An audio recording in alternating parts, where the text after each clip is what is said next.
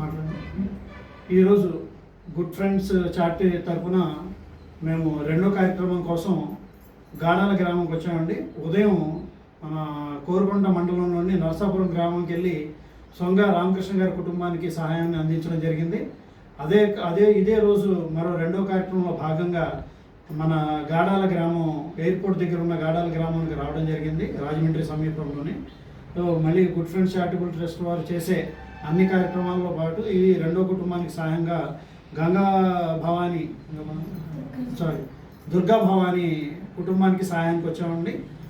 వీళ్ళ యొక్క ఆర్థిక స్థితి బాగోలేదు. ఒక ఓనరు గత 3 నెలలుగా వీళ్ళని పని చేయించుకుని డబ్బులు కూడా ఇవ్వక వీళ్ళు ఆర్థిక ఇబ్బందులు గురై ఉన్నారు.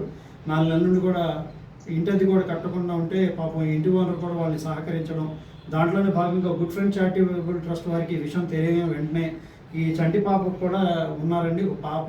వీళ్ళు కొంచెం దీర్ఘకాలిక అనారోగ్యంతో భార్యాభర్తలు ఇద్దరు బాధపడుతున్నారు.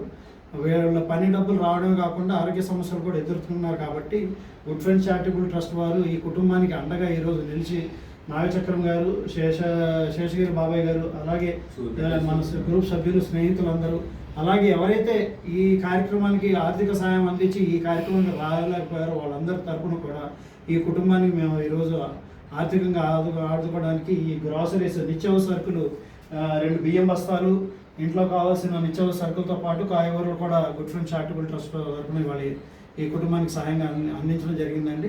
ఎవరైతే ఈ కార్యక్రమానికి పూర్తి సహాయ సహకారాలు అందించారో వాళ్ళందరికీ మా అందరి తరఫున మేము ధన్యవాదాలు తెలుపుకుంటున్నామండి.